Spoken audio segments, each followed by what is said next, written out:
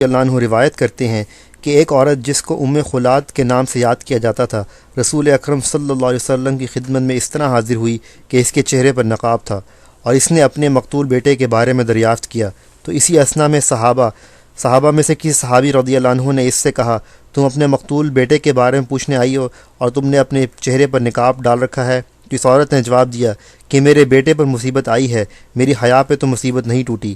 اس کے بعد رسول اکرم صلی اللہ علیہ وسلم نے اس سے فرمایا کہ تیرے بیٹے کو 2 شہیدوں کا اجر ملے گا۔ اس پر اس عورت نے سوال کیا، اے اللہ کے رسول ایسا کیوں ہے؟ آپ صلی اللہ تعالیٰ وسلم نے جواب میں فرمایا، اس لیے کہ وہ اس کو اہل کتاب نے قتل کیا ہے۔ ابو داود حدیث 2488۔ فائدہ: یہ حدیث صریح ہے کہ صحابیات چہرے پر نقاب لگا کر حضور صلی اللہ علیہ وسلم کی مجلس میں تشریف لایا کرتی تھیں، اور آپ صلی اللہ علیہ وسلم نے اس پر نکیر نہیں فرمائی، کیونکہ نقاب کرنے میں نہ کوئی نقصان کا اندیشہ تھا، نہ کوئی ایسی ضرورت درپیش تھی کہ چہرے سے نقاب ہٹانا پڑے، بلکہ کسی شخص کے کہنے پر بھی اس صحابیہ نے نقاب نہ صرف ہٹایا بلکہ برجستہ جواب دیا کہ میری حیا پر تو کوئی مصیبت نہیں ٹوٹی کہ میں اجنبیوں میں چہرہ ننگا کروں۔ ایک اور حدیث میں آیا ہے۔ ترجمہ: حضرت ام عطیہ رضی اللہ عنہ روایت کرتی ہیں کہ رسول اکرم صلی اللہ علیہ وسلم عیدین کے موقع پہ کنواری، دوشیزہ، پردے دار اور حیض والی عورتوں کو نکالتے تھے، مگر حیض والی خواتین عیدگاہ سے الگ رہتی تھیں، البتہ مسلمانوں کے ساتھ دعا میں شریک رہتی تھیں۔ ایک خاتون نے حضرت صلی اللہ علیہ وسلم سے کہا، اے اللہ کے رسول صلی اللہ علیہ وسلم، اگر کسی عورت کے پاس جلباب نہ ہو تو وہ کس طرح عیدگاہ میں آئے؟ آپ صلی اللہ علیہ وسلم نے فرمایا، اس کی بہن اپنے جلباب میں اس کو ڈھانپ لے۔ سنن ترمذی، صحیح بخاری، صفحہ 134، جلد 1۔ صحیح بخاری میں ہے۔ ترجمہ: حضرت حفصہ بنت سیرین رضی اللہ تعالیٰ عنہ سے مروی ہے کہ انہوں نے پوچھا، یا رسول اللہ صلی اللہ تعالیٰ وسلم، اگر ہم میں سے کسی کے پاس جلباب نہ ہو تو کیا اس پر گناہ ہے اگر وہ عیدگاہ کی طرف نہ نکلے؟ آپ صلی اللہ تعالیٰ وسلم نے جواب میں ارشاد فرمایا کہ اس کی سہیلی اپنا جلباب اس کو پہناوے۔ صحیح بخاری، صفحہ 134، جلد 1۔ فائدہ: دیکھیے ان دونوں حدیثوں میں جلباب کے کس قدر اہتمام کا حکم دیا جا رہا ہے کہ اگر کسی کے پاس جلباب نہیں ہے تو اس کو عذر قرار دے کر بغیر جلباب آنے کی بھی اجازت نہیں دی، بلکہ کسی سہیلی دوست سے جلباب بطور رعایت لینے یا اس کے جلباب میں چھپ کر آنے کا امر کیا جا رہا ہے۔ یہ اس بات پر واضح ثبوت ہے کہ بغیر ضرورت کے چہرے سمیت تمام بدن کا پردہ نہ کرنا کس قدر برا ہے۔ نیز ان صحیح احادیث سے اس بات پر بھی روشنی پڑ رہی ہے کہ عید کے موقع پر خواتین کے عیدگاہ میں آنے کی رسول اکرم صلی اللہ علیہ وسلم کس قدر تاکید فرما رہے ہیں کہ ہر سن و سال کی خواتین کو عیدگاہ میں آنے کا اہتمام فرماتے ہیں، یہاں تک کہ جلباب نہ ہونے کی صورت میں ان عورتوں کو مجبور سمجھ کر گھروں میں بیٹھنے کی اجازت بھی نہیں دی، بلکہ اپنی کسی دوسری بہن سہیلی سے جلباب لے کر عیدگاہ میں آنے کی تاکید فرمائی۔ البتہ خواتین کا عیدگاہ میں آنا شرعی پردے کے ساتھ ہو، جس کی تاکید اور اہتمام سے اس حدیث سے واضح ہے۔ نیز اس سے یہ بھی معلوم ہوتا ہے کہ حیض والی عورتیں جب عیدگاہ سے الگ رہتی تھیں تو آج مساجد میں حیض اور نفاس والی عورتوں کا داخلہ بلا شبہ ممنوع اور حرام ہے، اور جو خواتین کوتاہی کرتی ہیں سخت گنہگار ہیں۔ ام المومنین حضرت عائشہ صدیقہ رضی اللہ عنہا سے مروی ہے۔ ترجمہ: ام المومنین حضرت عائشہ صدیقہ رضی اللہ عنہا سے روایت ہے، فرماتی ہیں کہ ہم رسول اکرم صلی اللہ تعالی وسلم کے ساتھ حالت احرام میں تھیں۔ اس وقت ہمارے پاس سے لوگوں کی سواریاں گزر رہی تھیں۔ جو ہی وہ سواریاں ہمارے قریب آئیں تو ہم اپنی چادریں سر کے اوپر سے چہرے پر لٹکا لیتی تھیں، اور جب وہ سواریاں آگے گزر جاتی تھیں تو ہم اپنا چہرہ کھول لیا کرتی تھیں۔ ابو داود حدیث نمبر 1933۔ فائدہ: یہ روایات بھی بغیر کسی عذر و ضرورت کے چہرے کے پردے پر واضح دلیل ہیں، یہاں تک کہ حالت احرام میں بھی چہرے کے پردے کا ازواج و صحابیات کس قدر اہتمام فرماتی تھیں کہ اجانب کی سواریاں آئیں تو چہرہ ڈھانپ لیا، وہ گزر جاتیں تو چہرہ کھول لیا کرتی تھیں۔ حالانکہ حالت احرام میں چہرے پر کپڑے کا چھونا شرعاً ممنوع ہے، لیکن اس وقت بھی چہرہ ڈھانپنے کا اس قدر اہتمام تھا تو عام حالات میں تو بطریقہ اولا ازواج مطہرات اور صحابیات رضی اللہ تعالی اجمعین نقاب کا اہتمام کرتی تھیں۔ باقی عذر و ضرورت کے تحت کشف وجہ و کفین جائز ہے اور اس پر کوئی گناہ بھی نہیں، جیسے کہ تفصیلات گزر چکی ہیں۔ عورت کے پردے کے لیے اصلی حکم۔ اب رہا یہ سوال کہ وہ آیات و روایات جن میں عورتوں کے لیے گھر سے باہر نکلنے ہی کو ناپسند کیا گیا ہے، تو اس بارے میں عرض ہے کہ عورتوں کے حق میں اصل حکم تو یہی ہے کہ وہ گھر کی چار دیواری کے ذریعے سے پردہ کریں اور اپنی ذات کو اجنبی مردوں سے پوشیدہ رکھیں، جس کے لیے قرآن کریم میں ارشاد ہے۔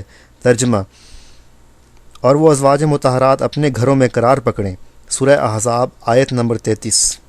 فائدہ: ظاہر ہے کہ اس آیت کریمہ میں گھروں میں قرار پکڑنے کا حکم محض ازواج مطہرات کے ساتھ خاص نہیں ہے، کیونکہ اس آیت کے سیاق و سباق کو ملاحظہ کریں تو ان میں جو احکام دیے گئے ہیں وہ بالاجماع صرف امہات المومنین کے ساتھ مختص نہیں ہیں، بلکہ تمام اہل ایمان عورتوں کو عام ہیں۔ اسی طرح یہ حکم بھی عام اہل ایمان عورتوں کو بھی شامل ہے کہ اصل یہی ہے کہ عورتیں اپنے گھروں میں پردہ داری کے ساتھ رہیں اور بغیر کسی ضرورت کے گھروں سے ہرگز باہر نہ نکلیں، لیکن اگر ضرورت آن پڑے تو نکلنے کی ممانعت نہیں ہے، البتہ موقع و ضرورت کے تحت پردے کے اہتمام کا حکم ہے، جیسا کہ گزر چکا ہے۔ ایک حدیث میں آتا ہے، ترجمہ: حضرت عبداللہ ابن مسعود رضی اللہ عنہ سے مروی ہے کہ رسول اکرم صلی اللہ علیہ وسلم نے ارشاد فرمایا، عورت چھپانے کی چیز ہے، جب وہ باہر نکلتی ہے تو شیطان اس کی تانک جھانک میں لگ جاتا ہے۔ سنن ترمذی۔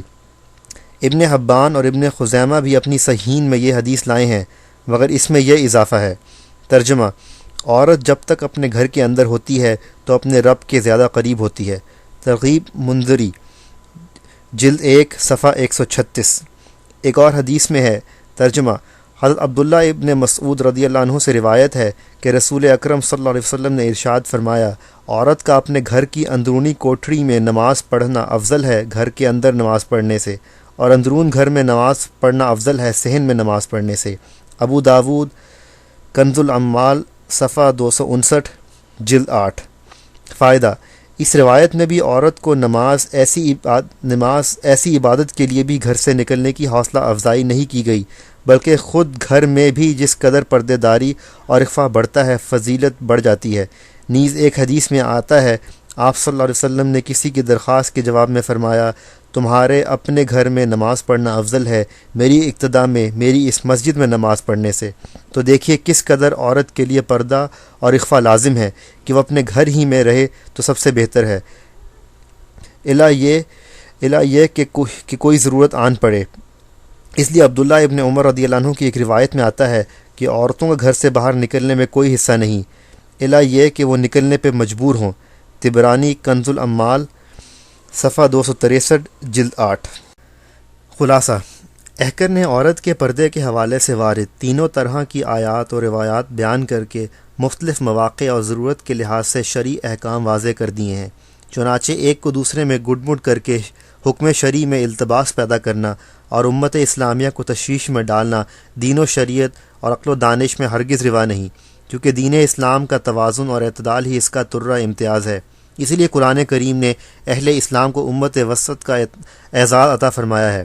سورہ بقرہ آیت نمبر 143، کہ ہر موقع و محل اور ضرورت کے تحت احکام شرعی سے روشناس کرانا اس معتدل امت ہی کا حصہ ہے، اور یہ امت بصد فخر ہر طرح کی انتہا پسندی سے الحمدللہ بری ذمہ ہے، خواہ وہ لبرلزم کا بخار ہو یا غلو فی الدین یعنی ایکسٹریمزم کا ہیضہ۔ بہرکیف عورتوں کے لیے پردے کا ایک درجہ یہ نکلا کہ وہ گھر ہی میں قرار پکڑیں اور چار دیواری کے ذریعے اپنی ذات کو نامحرم لوگوں سے مخفی رکھیں، اور دوسرا درجہ یہ کہ اگر کسی ضرورت کے تحت نکلنا پڑے تو نکلنے کی ممانعت نہیں ہے، البتہ اگر کسی ضرر و نقصان کا اندیشہ نہیں اور کوئی معقول عذر بھی لاحق نہیں تو چہرے سمیت تمام بدن جلباب وغیرہ میں ڈھانپ کر نکلیں، اور تیسرا درجہ یہ کہ اگر کسی ضرر و نقصان کا اندیشہ ہے اور موقع و محل متقاضی ہوں تو چہرہ ہتھیلیاں کھول کر نکلنے میں نہ صرف یہ کہ کوئی مذائقہ نہیں، بلکہ موجودہ حالات میں جان، مال اور عزت آبرو جانے کا اگر خطرہ لاحق ہو تو چہرہ اور ہتھیلیاں کھولنا واجب بھی ہو جاتا ہے۔ فقط واللہ عالم۔